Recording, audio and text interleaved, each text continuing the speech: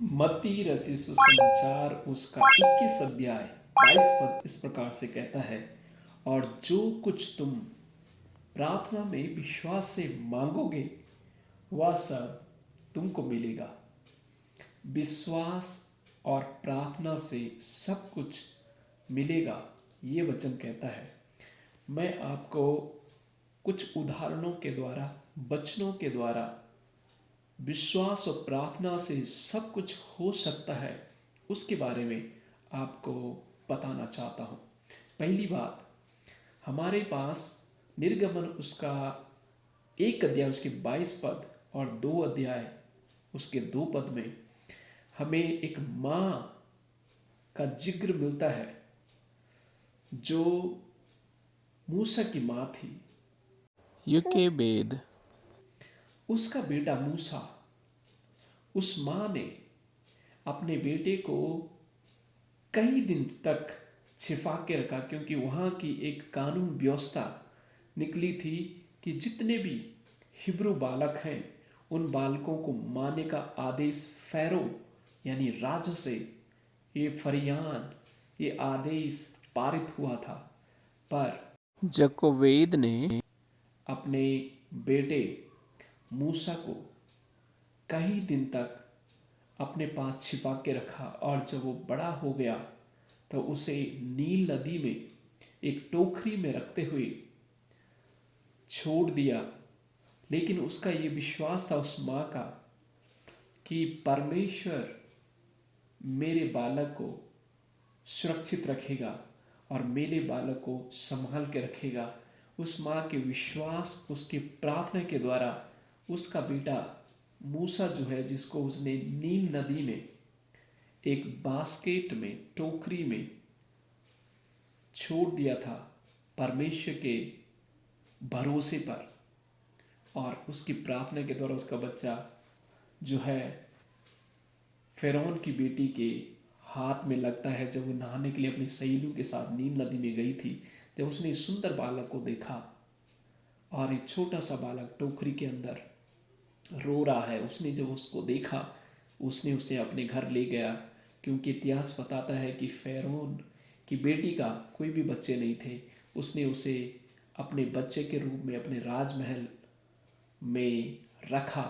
और देखिए परमेश्वर की योजना, इस फ़िरौन की बेटी ने जब वह आसपास देखा कि एक लड़की, वो भी मूसा की बहन, इस चीज़ को देख रही थी कि कैसे परमेश्वर उस बालक को सुरक्षित रखेगा, कैसे उसे संभाल के रखेगा, क्या इस बालक का होगा। और ये फ़िरौन की जो बेटी है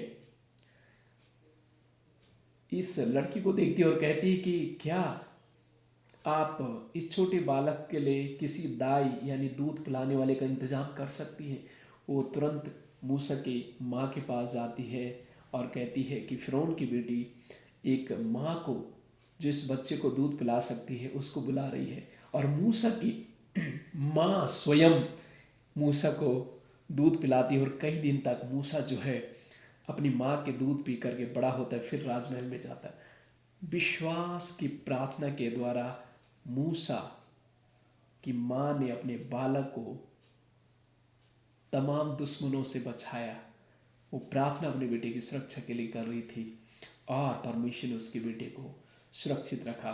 और इब्रानी उसका 11 का 23 कहता है, विश्वास ही से मूसा की माता ने उसको अपने स्तनपान होने के बाद 3 महीने तक छिपा रखा। और क्योंकि उन्होंने देखा कि बालक सुंदर है, वे राजा की आज्ञा से ना डरे, परंतु उन्होंने उस बालक को जो है सुरक्षित रखा, परमेश्वर के विश्वास पर बना के रखा और संभाल के रखा।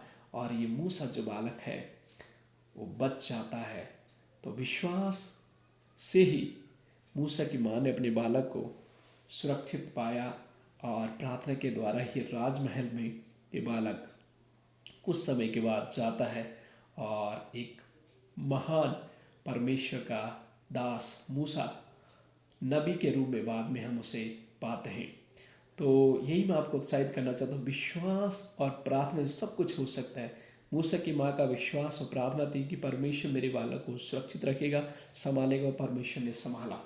दूसरी बात जो मैं आपको बताना चाहता हूँ, ये मरकुस रचित सुसमाचार उसके 2 अध्याय 1 पद से 12 तक जा पढ़ेंगे तो वहाँ पर एक घटना का वर्णन है। एक लकवे का रोगी वहाँ था, और लकवे का रोगी करीबन काफ़ी वर्षों से वो अपने खाट में पड़ा हुआ था, लेकिन इसके 4 मित्रों ने इसको ले करके खाट में ले करके प्रभु यीशु मसीह के पास पहुँचे। एक बगल के गांव में यीशु मसीह प्रचार कर रहे थे, काफ़ी भीड़ वहाँ पर थी, और इवन बाइबल हमें बताती है कि अंदर जाने तक भी रास्ता नहीं था। भीड़ इतनी थी कि यीशु तक पहुँचना बहुत मुश्किल था।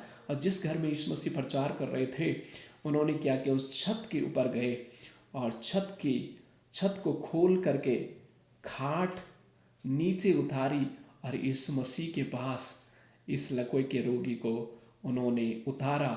और यीशु ने उनके विश्वास को देख करके कहा, उसके लकवे के रोगी को कहा, अपनी खाट उठा और चल फिर। और ये लकवे का रोगी जो है वो चंगा हो जाता है। वो सब लोग भीड़ से देख पाती हैं और परमेश्वर की महिमा करती हैं। तो दोस्तों के विश्वास और उनकी प्रार्थनाएं जो उन्होंने परमेश्वर से की, यही कहा होगा, हे प्रभु दया कर इस बालक पर, इस व्यक्ति पर दया करें, इसे चंगा करे, इस लकवे के रोगी को। और ये लकवे का रोगी जो है वो चंगा हो जाता है। तो दोस्तों के विश्वास और प्रार्थना से लकवे का रोगी जो है वो ठीक हो जाता है। और अगली बात जो मैं आपको बताना चाहता हूँ, ये घटना का वर्णन हमें प्रेरितों के काम उसका 12 अध्याय 3 वचन से 19 तक मिलता है। 5 वचन इसका इस प्रकार से कहते हैं कि बंदी गृह में पतरस की रखवाली हो रही थी, परंतु कलीसिया उसके लिए लौ लगा करके परमेश्वर से प्रार्थना कर रही थी। यहाँ पर घटना इस प्रकार से है, पतरस जब परमेश्वर के वचन के बारे में लोगों को बता रहे थे, लोग प्रभु को जान रहे थे, भीड़ की भीड़ प्रतिदिन प्रभु यीशु मसीह के पास आ रही थी, क्योंकि वो प्रभु यीशु मसीह का प्रेम का संदेश लोगों को दे रहे थे। इस वजह से लोग दिन प्रतिदिन कलीसिया में बढ़ रहे थे। इस वजह से वहाँ के जो राजा थे, वहाँ के राजा ने एक आदेश पारित किया, वहाँ के फ़ैरो ने यह आदेश पारित किया कि पतरस को जो है हिरासत में, कैद में डाला जाए। और पतरस जो है वो कैद में था, परंतु कलीसिया उसके लिए लगातार प्रार्थना कर रही थी। कलीसिया कहें तो लोगों का झुंड उसके लिए, लोगों का समूह उसके लिए मिल करके प्रार्थना कर रहा था। और प्रार्थना के प्रभाव देखिए, जब कलीसिया मिल करके पतरस के लिए प्रार्थना कर रही थी, परमेश्वर का स्वर्गदूत रात को पतरस के पास आता है, और पतरस जिस जंजीर में बंधा हुआ था उसकी जंजीर स्वर्गदूत खोलते हुए उसको हाथ पकड़ करके वहाँ से बाहर लाता है। और वहाँ पर इतनी टाइट सिक्योरिटी थी कि अंदर चैन में बंधा हुआ पतरस सिक्योरिटी गार्ड के हाथ में है, फिर गेट के बाहर भी सिक्योरिटी गार्ड है, और उसके बाद एक लोहे का बहुत बड़ा गेट था, वो गेट भी बंद था। तो पतरस का बाहर निकलना बहुत ही चुनौती भरा था, और यहाँ से बाहर निकलना इतना आसान नहीं था। लेकिन जब मनुष्य पतरस की मदद नहीं कर पाया, स्वर्गदूत की मदद से परमेश्वर ने पतरस को वहाँ से बाहर निकाला। जो तीसरी बात मैं आपको बताना चाहता हूँ, कलीसिया के विश्वास और प्रार्थना से पतरस कैद से बाहर निकल गया। जब एक मन के साथ प्रभु के सामने विश्वास के साथ, प्रार्थना के साथ हम अपने निवेदनों को रखते हैं, परमेश्वर हमारी प्रार्थना को सुनता है, क्योंकि परमेश्वर जो है वो जिंदा, सच्चा, महान, सब शक्तिमान परमेश्वर है। तो मैंने आपको पहली बात बताई कि माँ के विश्वास के द्वारा और प्रार्थना के द्वारा उसका बेटा मूसा बच गया, और दोस्तों की प्रार्थना के द्वारा लकवे का रोगी ठीक हो गया, और कलीसिया की प्रार्थना के द्वारा पतरस कैद से बाहर निकल गया।